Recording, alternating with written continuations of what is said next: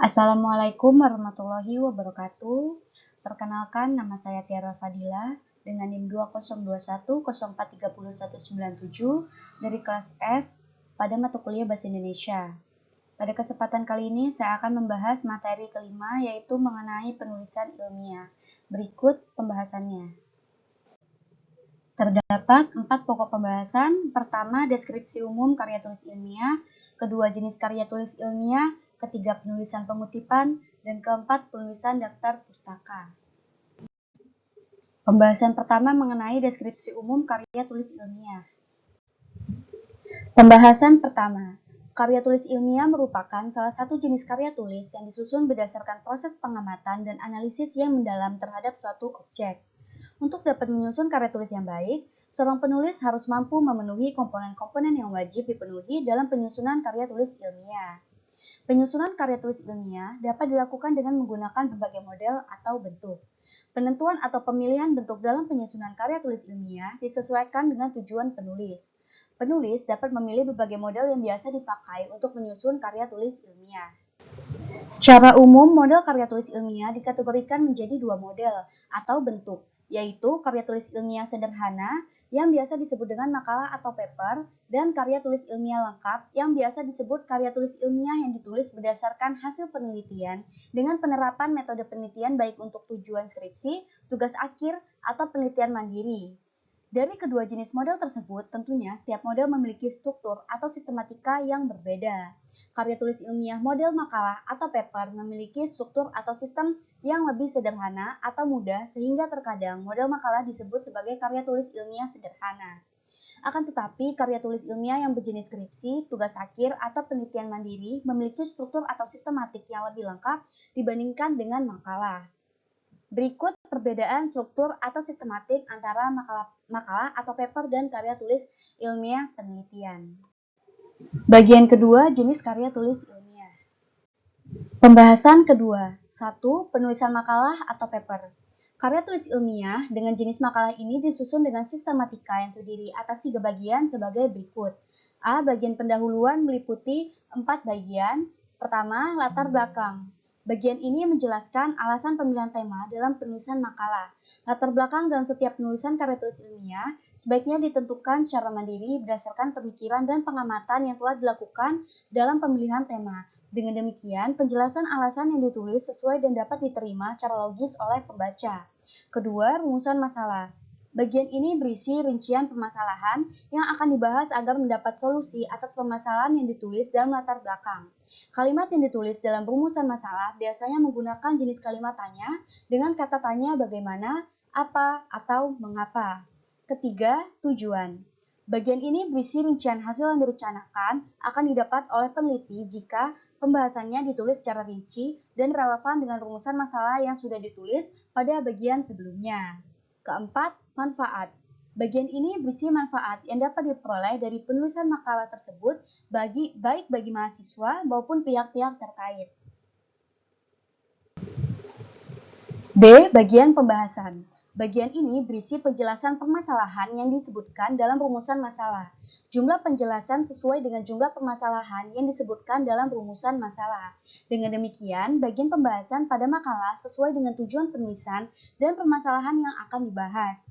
Penulisan penjelasan permasalahan yang dibahas harus menyertakan sumber referensi yang dipakai dengan menggunakan kaidah pengutipan, baik metode catatan tengah atau body note, atau catatan kaki atau footnote. C. Bagian penutup. Bagian ini berisi simpulan dan saran yang menjelaskan cara menyeluruh dan singkat sesuai penjelasan yang telah disampaikan dalam pembahasan. Penulisan simpulan sebaiknya disesuaikan dengan rumusan masalah dan tujuan penulisan pada bagian pendahuluan, sehingga kalimat yang ditulis dalam simpulan relevan dengan permasalahan yang telah dijelaskan dalam bagian pembahasan. Selanjutnya, bagian saran sebaiknya diisi dengan pendapat penulis yang sesuai dengan simpulan yang didapat dalam penulisan karya tulis tersebut. Setelah semua komponen tersebut dilengkapi, serta sumber pustaka atau daftar pustaka yang berisi sumber referensi yang dibaca atau digunakan dalam proses penyusunan makalah, penulisan daftar pustaka disesuaikan dengan kaidah penulisan daftar pustaka yang sesuai pedoman penulisan karya tulis ilmiah yang benar. Kedua, penulisan karya tulis ilmiah penelitian, yaitu skripsi atau tugas akhir. A. Bagian pendahuluan terdapat pada bab 1 pendahuluan, meliputi 5 bagian. Pertama, latar belakang. Pada bagian ini berisi alasan sama seperti penjelasan bagian latar belakang pada makalah. Hanya saja latar belakang pada jenis karya tulis ini penjelasannya lebih detail sesuai dengan bidang objek kajian yang akan diteliti. Kedua, rumusan masalah. Rumusan masalah pada jenis karya tulis ini ditulis sesuai dengan kelengkapan judul dan permasalahan yang akan dibahas. Rumusan masalah pada jenis karya tulis ini tidak lagi memunculkan pertanyaan definisi atau pengertian objek yang akan diteliti, tetapi lebih kepada bagaimana proses penelitian akan dilakukan dan mungkin apa pengaruhnya terhadap objek-objek yang akan diteliti. Ketiga, tujuan. Penjelasan bagian ini sama dengan penjelasan bagian tujuan pada penulisan makalah di slide sebelumnya. Keempat, manfaat. Penjelasan bagian ini sama dengan penjelasan bagian manfaat pada penulisan makalah pada slide sebelumnya. Kelima, definisi operasional. Bagian ini menjelaskan definisi operasional istilah-istilah yang akan sering digunakan dalam penulisan karya tulis ilmiah. Bagian ini bukan komponen wajib sehingga tidak semua instansi atau lembaga memasukkan komponen ini pada bagian pendahuluan. B. Bagian teori terdapat pada bab 2 yaitu tinjauan pustaka atau dasar teori. Bagian ini berisi penjelasan dasar teori yang dijadikan sebagai rujukan terhadap objek-objek yang akan diteliti. Penulisan bagian teori pada karya tulis ilmiah penelitian hanya menuliskan rujukan teori yang akan dijadikan dasar pemikiran terhadap objek yang akan diteliti. Dengan demikian, pada bagian ini tidak perlu dilengkapi dengan penjelasan hasil pengamatan seperti pada bagian 2 pada penulisan makalah. Akan tetapi ada sedikit kesamaan pada bagian ini antara makalah dan karya tulis ilmiah penelitian, yaitu pada pencantuman sumber penulisan teori yang digunakan dalam penjelasan rujukan teori yang dipakai.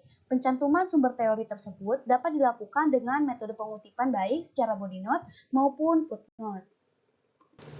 C. Bagian metode penelitian terdapat pada bab 3 metode penelitian. Karya tulis ilmiah merupakan hasil pemikiran sistematis dan metodologis yang dituangkan dalam bentuk penelitian ilmiah yang berisi tentang data dan fakta serta didukung oleh teori yang relevan. Namun, dalam penyusunannya tentu saja ada sebuah prosedur atau aturan baku yang telah ditetapkan oleh sebuah instansi atau lembaga tertentu yang kemudian disebut metodologi. D. Bagian hasil laporan penelitian dan pembahasan yang terdapat pada bab 4. Penulisan bagian hasil dan pembahasan dalam penulisan karya tulis ilmiah dapat dilakukan dengan menyesuaikan pada rumusan masalah. Penulisan pembahasan yang tidak sesuai dan spesifik pada rumusan masalah menunjukkan penulisan laporan atau hasil penelitian atau observasi ilmiah yang tidak sistematis. Jadi, penulisan bagian hasil dan pembahasan didasarkan pada rumusan masalah yang ditentukan pada bagian pendahuluan. E. Bagian penutup terdapat pada bab 5 penutup. Bagian penutup berisi kalimat simpulan dan saran yang penulisannya didasarkan pada hasil penelitian. Penulisan kalimat simpulan yang efektif adalah dengan menyesuaikan pada rumusan masalah yang terdapat pada bagian pendahuluan. Permasalahan yang sudah dirumuskan sejak awal harus disesuaikan dan ditemukan solusinya pada bagian hasil dan pembahasan sehingga dapat menentukan kalimat simpulan yang efektif. Jadi, secara teknis, banyaknya kalimat simpulan yang ditulis pada bagian penutup disesuaikan dengan kalimat rumusan masalah pada bagian pendahuluan. Bagian ketiga, penulisan pengutipan. Pembahasan ketiga. Berikut penjelasan metode pengutipan yang digunakan dalam penulisan karya tulis ilmiah, baik pada jenis makalah atau paper atau karya tulis ilmiah penelitian. Pertama, pengutipan catatan tengah atau body note. A. Pengutipan dari sumber utama. Penulisan karya tulis ilmiah selalu melibatkan sebuah proses pengutipan. Hal ini dilakukan untuk memperkuat temuan kita pada sebuah permasalahan ilmiah. Pengertian kutipan adalah pinjaman kalimat atau pendapat atau ide atau gagasan orang lain yang diambil dari sumber tertentu. Pada kutipan disebutkan 1. Nama penulis atau editor, cukup nama belakang, 2. Tahun terbit sumber referensi, dan 3. Halaman yang dikutip. Sebagai contoh, pada bagian A merupakan pengutipan di akhir kalimat. Malik merupakan nama belakang penulis, tahun 2007 merupakan tahun terbit sumber referensi, dan halaman 202 merupakan halaman yang dikutip. Pada bagian B dan C merupakan pengutipan di awal kalimat. Pada proses pengutipan, ada beberapa prinsip yang perlu diperhatikan. Salah satunya berupa anjuran untuk tidak melakukan perubahan tulisan. 1. Bila ada kesalahan dari naskah asal, biarkan saja padanya dan beri tulisan singkat sich. Sebagai contoh, hal itu memiliki makna sich yang ambigu. Kedua, boleh menghilangkan bagian yang dikutip asal tidak mengubah makna dan digantikan dengan titik 3. Sebagai contoh, titik, kebahasaan memberikan pemahaman yang berbeda pada tiap manusia. Proses pengutipan dapat dilakukan dengan menggunakan dua metode, yaitu mengutip langsung dan tidak langsung. Pertama, kutipan langsung. Mengutip secara langsung dilakukan dengan menulis penjelasan atau ide orang lain dengan tulisan yang sama persis seperti sumber aslinya. Metode ini dapat dilakukan dengan dua cara, yaitu mengutip dengan tulisan yang panjang atau pendek. Dalam kutipan langsung ada dua cara pengutipan, yaitu kutipan pendek dan kutipan panjang, yang masing-masing memiliki sebuah prinsip tersendiri agar mudah dibedakan dan digunakan. Berikut penjelasan pengutipan pendek dalam karya tulis ilmiah. A. Kutipan tidak lebih dari 4 baris. B. Kutipan diintegrasikan ditulis langsung dengan teks yang lain. C. Jarak kutipan sama dengan jarak baris teks yang ada 2 atau 1,5 spasi. D. Kutipan diapit dengan tanda kutip. Sebagai contoh, terkait dengan keindahan bahasa verbal, Tarigan tahun 1986 pada halaman 81 menyatakan bahwa, tanda petik, bagaimanapun juga kemampuan pembicara dalam mengeksploitasi kelenturan bahasa akan menimbulkan kekuatan dan keindahan bahasa. Sementara itu, prinsip-prinsip pengutipan panjang adalah sebagai berikut. A. Merupakan kutipan 4 baris atau lebih. B. Kutipan dipisahkan dengan badan teks. C. Kutipan panjang tidak selalu menggunakan tanda kutip, boleh ada dan boleh tidak. D. Seluruh kutipan diletakkan menjorok ke dalam 5-7 ketukan. Sebagai contoh, selanjutnya, setiap moda pembelajaran mengarahkan kita dalam mendesain pembelajaran untuk membantu peserta didik sedemikian rupa sehingga tujuan pembelajaran tercapai. Ini merupakan kutipan dari Joyce dan Weil tahun 2000 pada halaman 3, dan kutipan ini merupakan kutipan di akhir kalimat. 2. Kutipan tidak langsung. Pengutipan tidak langsung dilakukan dengan membuat parafrase. Artinya, penulisan pengutipan dilakukan dengan mengambil gagasan atau ide dari sumber tertentu, tetapi diungkapkan dengan bahasa pengutipannya. Cara tersebut sama halnya dengan menyitir atau sitiran. Berikut beberapa syarat pengutipan tidak langsung. A. Pengutipan hanya ide pokoknya saja. Bahasa kutipan dengan bahasa sendiri. B. Kutipan diintegrasikan dalam badan naskah atau teks. C. Jarak bagian kutipan sama dengan jarak badan teks lainnya. D. Kutipan tidak menggunakan tanda kutip. Sebagai contoh, beberapa penulis buku seperti King tahun 1995 pada halaman 1 mendefinisikan diskusi sebagai sebuah kebiasaan berbicara di depan khalayak dan mengikuti sebuah aturan serta mampu menjadi anggota yang baik. B. Pengutipan dari sumber kedua. Suatu saat Anda ingin mencari sebuah referensi atau sumber pustaka yang mendukung pengerjaan tugas atau skripsi Anda, kemudian Anda menemukan dan membaca sebuah sumber, baik itu buku, skripsi orang lain, atau sumber yang lain serta ingin mengutipnya karena Anda anggap cocok, otomatis Anda harus permisi. Bagaimana caranya? Contohnya sebagai berikut. Beberapa penulis buku seperti King dalam Pratama tahun 2013 halaman 29 mendefinisikan diskusi sebagai sebuah kebiasaan berbicara di depan khalayak dan mengikuti sebuah aturan serta mampu menjadi anggota yang baik. Kedua, pengutipan catatan kaki atau footnote. Metode penulisan catatan kaki pada dasarnya sama seperti metode penulisan catatan tengah. Hanya saja pada metode pengutipan catatan kaki ditulis secara lengkap pada setiap halaman bagian bawah. Tetapi, pada bagian kalimat yang menggunakan rujukan atau kutipan cukup diberi tanda atau simbol angka sesuai urutan sejak awal kutipan dengan ukuran kecil di bagian kanan atas. Komponen-komponen yang harus ditulis dalam penulisan footnote secara berurutan sebagai berikut. A. Nama lengkap, jika ada, tambahkan gelar dan penulisan nama tidak dibalik. B. Judul buku atau tulisan yang dijadikan sumber atau referensi. C. Kota atau tempat sumber atau referensi tersebut dipublikasikan. D. Penerbit atau media yang mempublikasikan sumber atau referensi. E. Tahun terbit, sumber atau referensi tersebut. Dan F. Halaman letak kalimat yang dikutip pada buku yang diterbitkan atau jika media publikasi tulisan yang dijadikan sumber adalah buku. Sebagai contoh footnote pertama, Rudi Susilana, MPD dan Cepibiana, Media Pembelajaran, Bandung, Jurusan Kurikulum dan Teknologi Pendidikan FIP, UPI tahun 2018, halaman 46. Jika referensi yang ditulis sebagai sumber didapat dari sumber online atau internet, penulisan footnote dapat ditulis dengan urutan nama, judul tulisan, alamat akses sumber atau referensi, tahun publikasi dan waktu aksesnya. Sebagai contoh, footnote kedua, Sony Hidayat, blog yang baik dan benar, dari halaman blognya, kemudian tahun 2009, diakses pada 3 Januari 2012. Selanjutnya, jika sumber referensi sama dengan sumber sebelumnya, tepat di atasnya penulisan footnote cukup ditulis dengan kata atau istilah ibid.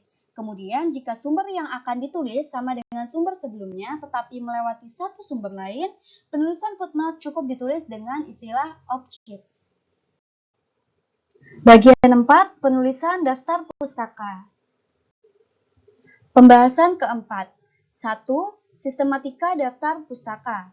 Daftar pustaka merupakan sumber data referensi buku yang digunakan sebagai rujukan dan sumber teoritis yang digunakan dalam pembuatan karya tulis ilmiah, baik makalah maupun karya tulis ilmiah yang didasarkan pada kegiatan penelitian.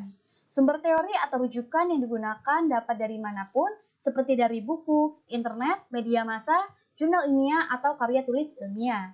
Secara umum, urutan penulisan daftar pustaka dari berbagai sumber sama, hanya ada beberapa perbedaan pada penulisan penerbitan, baik tempat terbit maupun penerbit sumber tersebut. Urutan penulisan daftar pustaka yaitu nama, tahun terbit, judul tulisan, tempat terbit, dan penerbit.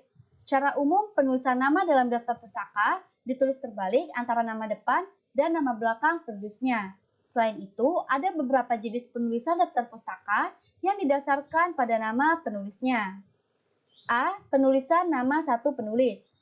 Penulisan nama satu penulis dalam satu buku hanya dengan membalik nama dengan menempatkan nama paling belakang ke depan, selanjutnya diurutkan dari nama terdepan. Sebagai contoh, nama penulisnya adalah Syaiful Anwar, MT.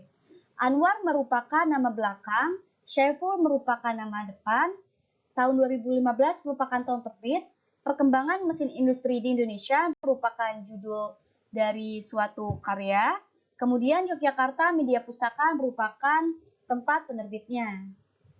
B. Penulis nama dua penulis. Penulisan nama dua penulis dalam satu buku dengan membalik semua nama penulis. Sebagai contoh, nama penulisnya adalah Syaiful Anwar, MT, dan Puji Purnomo, ST. Penulisan daftar pustakanya, Anwar merupakan nama belakang dari orang pertama, Syaiful merupakan nama depan dari orang pertama, dan Purnomo merupakan nama belakang dari orang kedua, serta Puji merupakan nama depan dari orang kedua. Tahun 2015 merupakan tahun terbit, perkembangan mesin industri di Indonesia merupakan judul dari sumbernya. Kemudian Yogyakarta Media Pustaka merupakan tempat penerbitannya. C. Penulisan nama lebih dari dua penulis. Penulisan nama lebih dari dua penulis tetap ditulis semua sesuai nama penulis referensi atau sumber bacaan yang dibaca. Sebagai contoh, nama penulisnya Syaiful Anwar, MT, Puji Purnomo, ST, dan Muklis, ST. Penulisan daftar pustakanya, Anwar, Syaiful merupakan orang pertama, Purnomo merupakan nama belakang, dan Puji merupakan nama depan, dan Muklis tahun 2015 merupakan sumber tahun terbitnya. Kemudian perkembangan mesin industri di Indonesia, Yogyakarta Media Pustaka. Kedua, sumber daftar pustaka.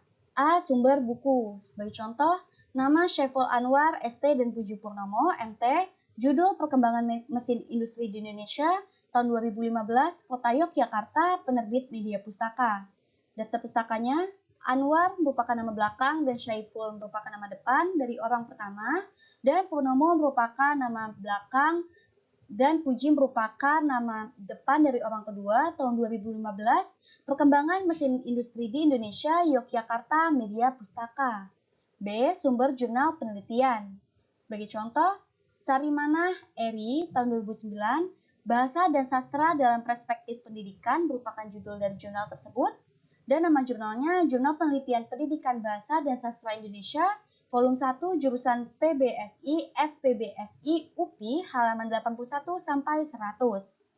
C. Sumber artikel dari koran. Sebagai contoh, Utama Jaya tahun 2011, pemanfaatan bahan bakar alternatif untuk sepeda motor, Yogyakarta Media Nusantara. D. Sumber karya tulis yang tidak diterbitkan. Sebagai contoh, Yogi Andri Prasetyo, tahun 2012, judul laporan kerja praktik proses failure modes and effect analysis pada pipa dan tangki timbun PT Pertamina Persero, S dan D Rek 2, JBT Rewulu Yogyakarta, Kota Yogyakarta, Lembaga Jurusan Teknik Mesin UMY, penulisan daftar pustakanya, Prasetyo Yogi Andri, tahun 2012, laporan kerja praktik proses failure modes and effect analysis pada pipa dan tangki timbun PT Pertamina Persero, S dan D Rek 2, JBT Rewulu Yogyakarta, Yogyakarta Jurusan Teknik Mesin UMY. E. Dokumen resmi. Contohnya, Dinas Pendidikan dan Kebudayaan tahun 1994, garis-garis besar program pengajaran bidang studi Bahasa Inggris Jakarta Depdikbud, Undang-Undang Nomor 24 Tahun 2009 tentang Bahasa, Bendera, dan Lambang Negara, serta Lagu Kebangsaan. F. Sumber internet. Sebagai contoh, Atikah Nurul tahun 2011, Sejarah Kewujudan Blog, diakses pada 17 Juni 2011 dari di sini tertera sumber dari alamat artikel tersebut. Dan pada pukul 8 pagi. Dalam menulis daftar pustaka, setiap instansi atau lembaga memiliki standar dan gaya penulisannya masing-masing. Hal tersebut terlihat dari format penulisan daftar pustaka yang terdapat pada berbagai tulisan ilmiah di perguruan tinggi lain. Oleh karena itu, jika menulis ilmiah yang akan dipublikasikan di perguruan tinggi lain, sebaiknya memperhatikan aturan atau format yang dipakai di lembaga tersebut agar tidak terdapat kesalahan dalam penulisan daftar pustaka. Sekian presentasi dari saya pada materi kelima ini. Mohon maaf apabila ada kesalahan dalam penyampaiannya. Terima kasih. Wassalamualaikum warahmatullahi wabarakatuh.